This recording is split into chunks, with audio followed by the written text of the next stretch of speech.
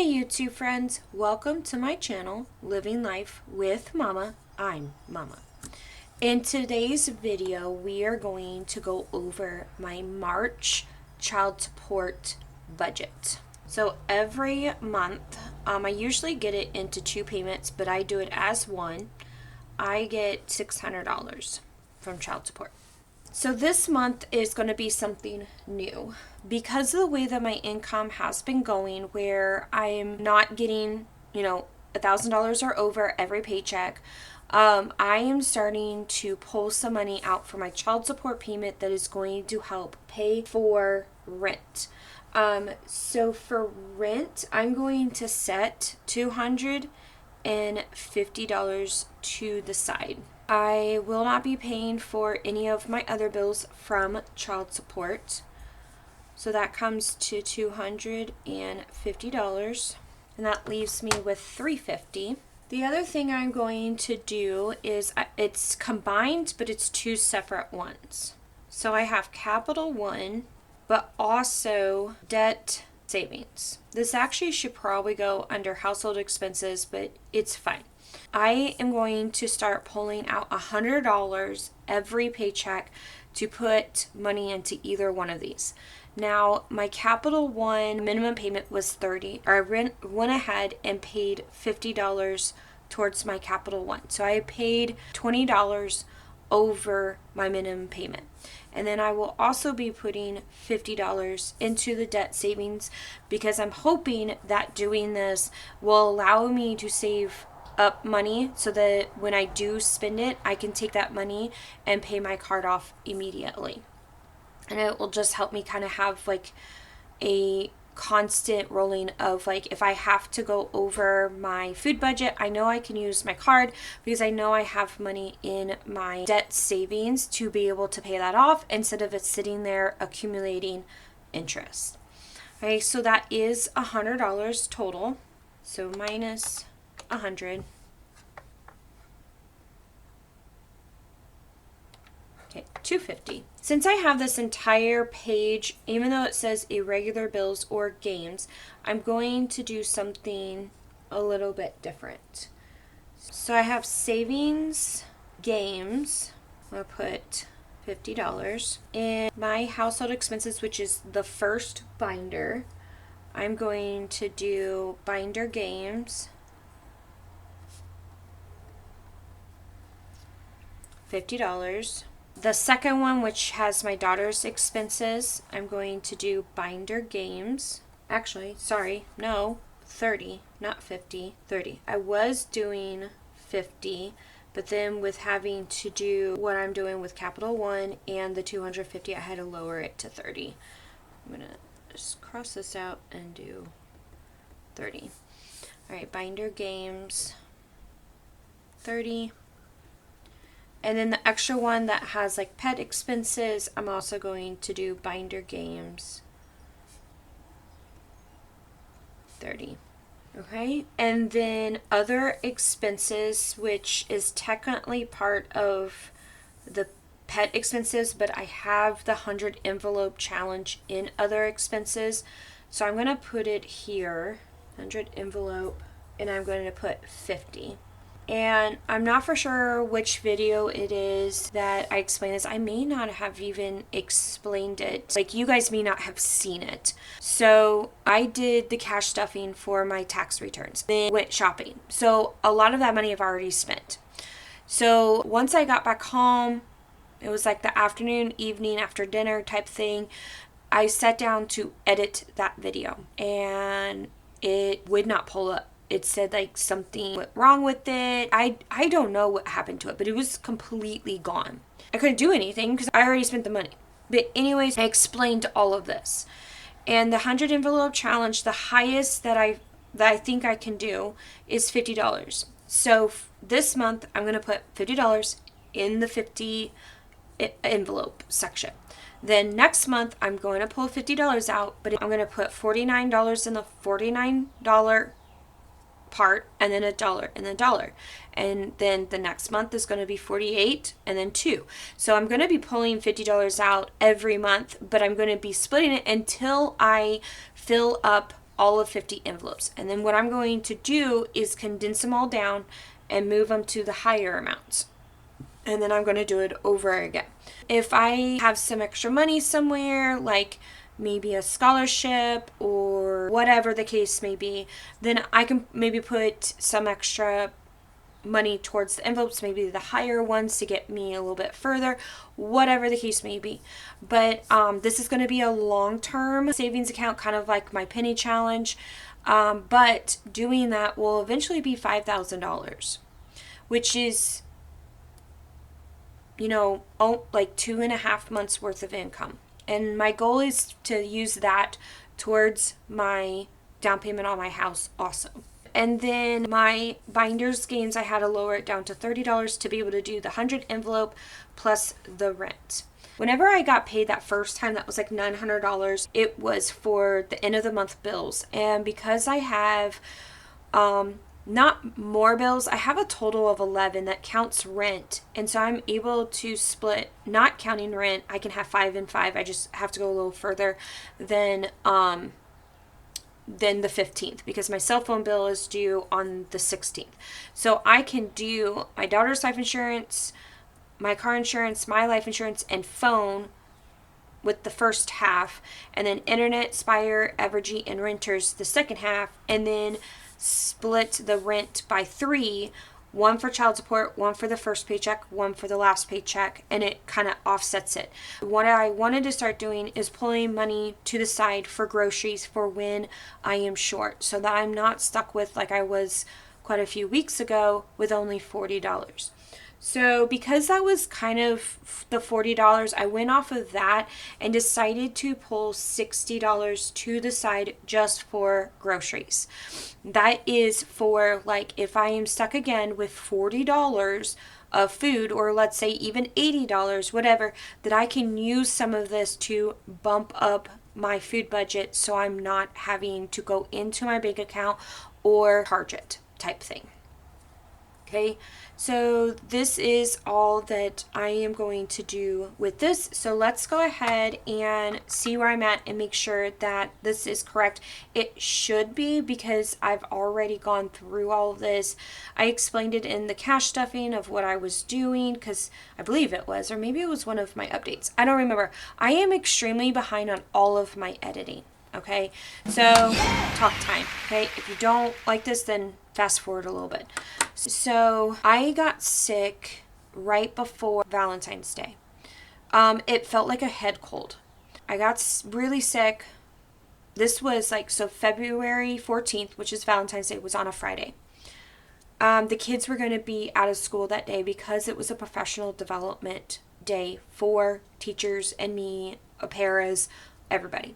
The week before, Thursday night, I got really sick. Friday, I took the day off. By the time Monday came around, I was feeling better. But we ended up with a whole bunch of snow days. So Monday, I went back to work. My daughter ended up going home early because she didn't feel good. Tuesday, she ended up staying home. Wednesday and Thursday, we ended up having snow days. Then Friday, we went to professional development, and the kids were already off. Tuesday or Wednesday, I developed a cough. At this point, I felt fine. I wasn't so stuffy. I wasn't so exhausted type thing. During professional development, I'm coughing, I'm blowing my nose, all of that. I'm hand sanitizing. I've got cough drops. I've got pain reliever. I have a headache, stuff like that. This is February 14th. I keep going. I still have this cough. Monday night before February 28th, I ended up in the hospital, at midnight, because I was laying in bed for 3 hours, felt like I was falling. It wouldn't go away. Felt like I was falling. I had a few episodes before that, but they were very short-lived. They were one of those oh, I must have had a headache. Oh, I don't feel good. I don't feel right. All of that kind of stuff. I had even taken pain reliever and it just wouldn't go away. So my daughter ended up having to call 911 and an ambulance had to take me to the hospital. My best friend and her husband, my friends, came, and the girl best friend stayed with me at the hospital, and then her husband brought my daughter home so she could sleep because she had school the next day. which she didn't end up going to because we were all tired.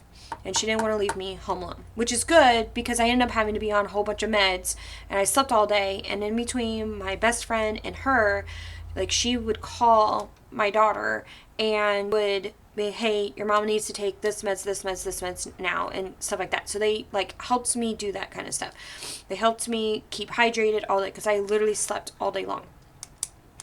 Anyways, so back at the hospital, I get into a room.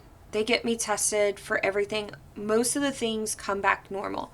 But I ended up getting diagnosed with flu A, vertigo, which is the falling effect, which I didn't know that that's what that was. I just knew that I felt like I was falling, but I didn't know if that was it because I've never had vertigo before. And then they treated me as if I had walking pneumonia. Now, to this day, I still don't know if that's really what I had. Then I start to feel better. I've got meds in me. The Sunday after I ended up out of the hospital, I found Rainbow in a closet hiding. We don't know why. She hasn't really been feeling good up to this point, kind of feeling weird. We did have her in the emergency room type thing back in September because she wasn't feeling good. We thought we took care of that. Since then, she had lost tons of weight. In September of last year, she was at 12 pounds. When we took her to the urgent care, they weighed her at 7 pounds, 6 ounces, and she'd always been a big cat. They diagnosed her with something about her throat. Her throat was very bumpy. There was a smell. They thought that she had a really bad throat infection, so they gave her antibiotic. They told me, like, go get her cat food, which is what you saw in my Shot With Me video. Try to get her to eat because she wasn't eating. She would still not eat it. It wasn't enticing her, the smell. We would warm it up. She still wouldn't eat. So I reached out to the vet clinic, or the emergency clinic, and they said, keep encouraging her to eat. If she still hasn't eaten by tomorrow morning, you need to go to your vet. You need to contact them, let them know what's going on. Then Monday morning, so this is literally a week since I've been in the hospital, I end up contacting them after my daughter goes to school. I'm like, this is what's going on. I'm really worried about her. She's not eating. I have to go to work, but I'm worried about her. I'm worried that my daughter's going to come home before me and find her had passed away. I really don't want that. I want to try to see what's going on with her. They're like, we can have her as a hospital stay. We can monitor her. We can try to get her to eat. And then at 2 o'clock or whenever the appointment was, the vet can look at her. So I'm finally back at work. That Monday I've been off for almost a week.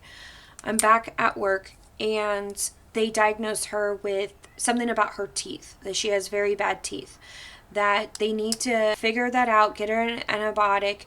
We also need to give her something that entices her to want to eat. With rest, antibiotic, surgery after she feels better, all of that, like, she's going to go back to normal. She's fine. We did end up doing some blood work, but to send it out, it takes 48 hours. So I bring her home Monday, and we're trying to encourage her to eat. She takes the med. She still won't eat. I ended up having to syringe feed her water and food. She would eat it, but it still wouldn't get her because I thought maybe she thought that her throat hurt so bad that she couldn't eat.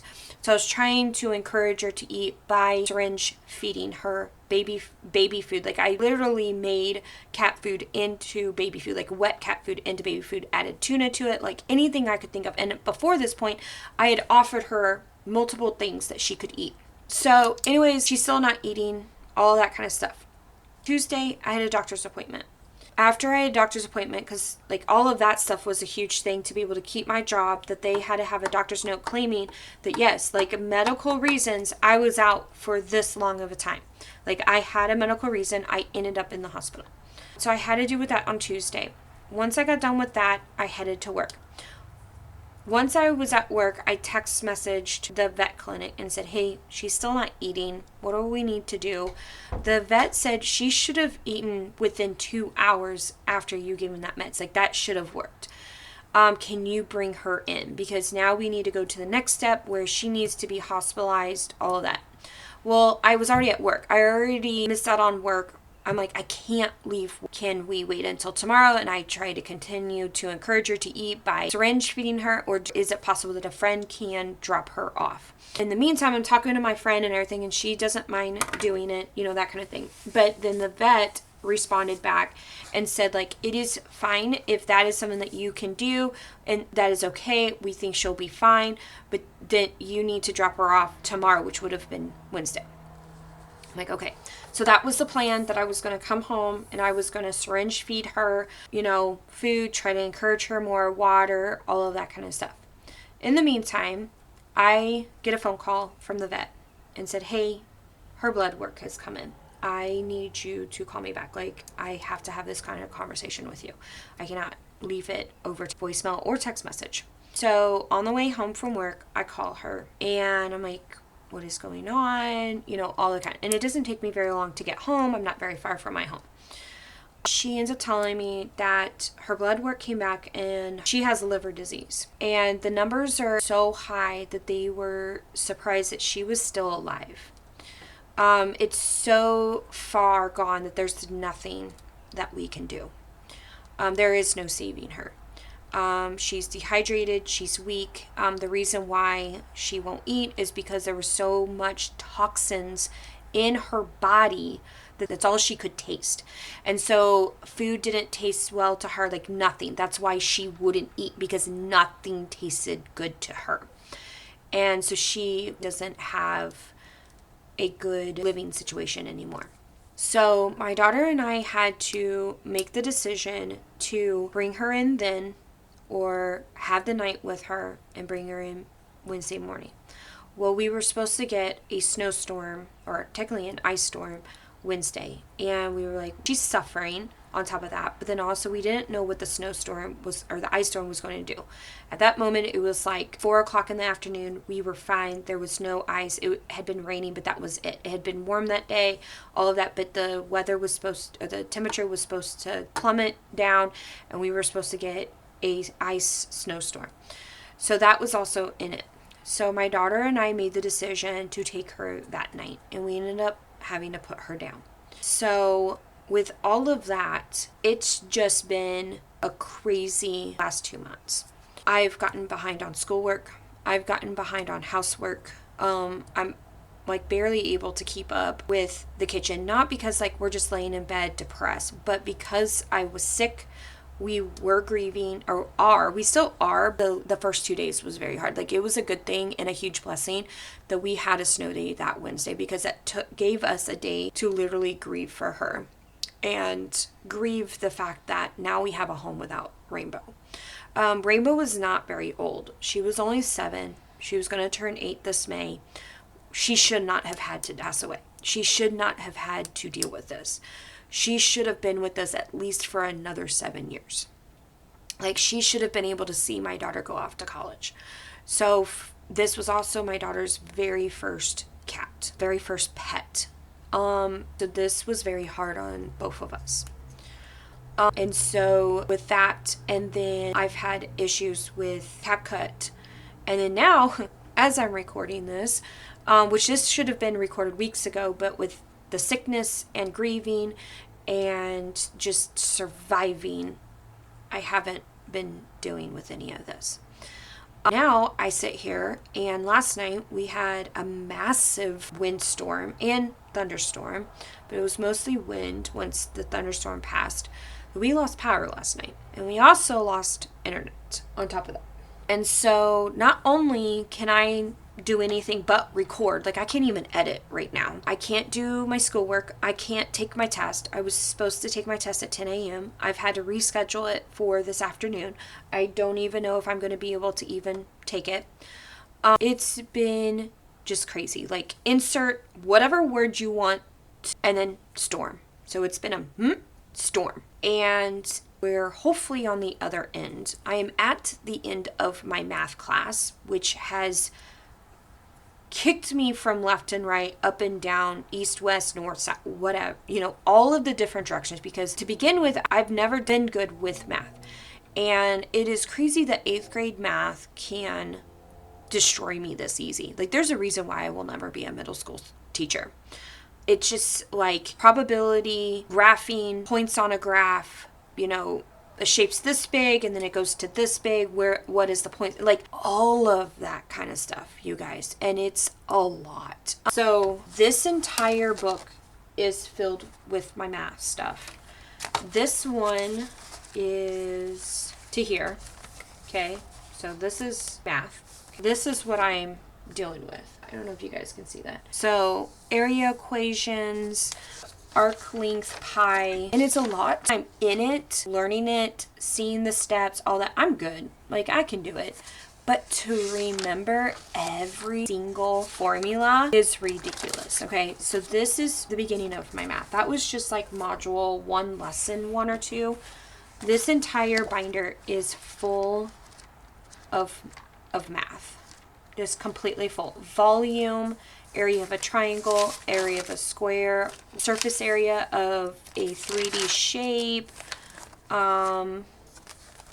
Then we get into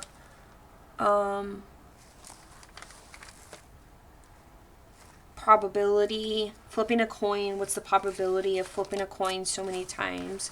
All of that. Okay, so that's all of math. And then this is my new binder. And of course, math is over. So this is all over probability. And like, let me show you the equation. Like, I've never seen this equation, or this, not equation, this formula in my entire life. I'm trying to find it. Where did it go?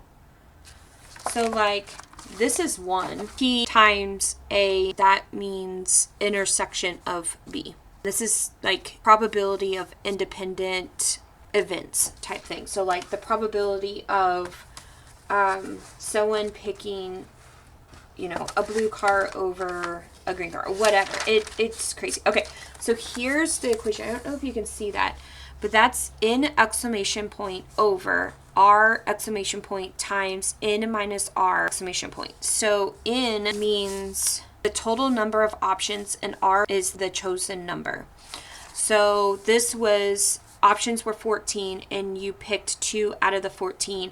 What is the probability that you would get X type thing? And you have to like figure out. So the exclamation point means that you go 14 times 13 times 12. Okay, the reason why you stop at 12 is because down here, n minus r. So you take 14 minus 2, which takes you to 12. So that's why you stop at 12. And it's a lot, you guys. And you have to, like, not necessarily memorize this. Like, you have a formula sheet for the test, but it's still a lot. And I took the pre-test Friday night and I failed it. I've never failed a pre-test. And so it's very stressful. Anyways, so that is what I'm dealing with right now. And I can't study. I need to practice it. I need to look at the videos. I'm a very visual learner. So reading something doesn't do anything for me. It just makes my head hurt. So it's been a whirlwind, which is why it is March 15th and I'm just now recording this. Thankfully, I've been very controlled because like I've had a lot going on, and in the past when I'm stressed out or I've got stuff going on, I'll just want to go shopping, and I'm not doing that. I could just take cash out of my cash binders and go and spend it and everything, all the savings that I've worked hard on. I could do that, but I don't. And I'm glad. Also, I thought it was going to be the paycheck that I got this week, technically yesterday, or the paycheck before, that it was going to be really, really short. And I've been blessed enough that they haven't been. But I also looked at it, and the paycheck that we just got yesterday only went up to the 22nd, and I took off the following week. So the following week will be on next paycheck, which will probably be the lower one. I've got some things in the works of helping me with that. Anyways, so that is like everything that is going on. Back to this, I believe I have everything. So I'm going to, so 250, I'm going to put it over here. So I have 150. I have $60 in the bi-weekly expenses. And then for each of the binders is $30. The envelope one is $50. Okay, so let's see if this comes to a 0. 600 minus 250 is 350. Minus 150 is 200. Minus 60 is 140. Minus 30 equals 110. Oops, I put 50, even though I said 50. Okay, 50 minus 50 is $60. Minus 30 is 30. And then minus 30 is 0. Okay, so I did do that correct. You know, Expo, you really need to come out with better colors of wet erase. We want those pretty colors. I don't know if you didn't think that it was going to be popular or what. I don't know, but like dry erase markers of these types of markers come in really pretty colors. Also, we have a green, but it's with our calendar because it's St. Patrick's month. So these are pretty, but they're boring at the same time. We want the really pretty colors. So can you please come out with more colors with the wet erase? And if you are somebody that has wet erase markers that are like neon colors or different shades of green or different shades of blue or even pink, whatever the case may be, could you like maybe drop a link or tell me where to look for them, because like Target doesn't have them and it's ridiculous. And I don't even think Amazon has them, but it is what it is. Like, you can't really do yellow. I don't know why anybody thought that doing a wet erase of yellow, like you could, but it's hard to see it. Okay, anyways, so I'm going to leave rent in my bank account. Capital One, I've already paid for that, so that's already taken care of, but my debt savings, I am going to do a $50 bill. And then the savings games, I am going to do, I'm going to go ahead and do 51s. I think it's been quite some time since I played my games, a very long time. And I think I remember when I did it the last time that I was going to bump up to 5s. But since it's been such a long time since I've played these games. Now, these are the games, like rolling the dice, the cards, shut the box games, like actual games that I will be playing.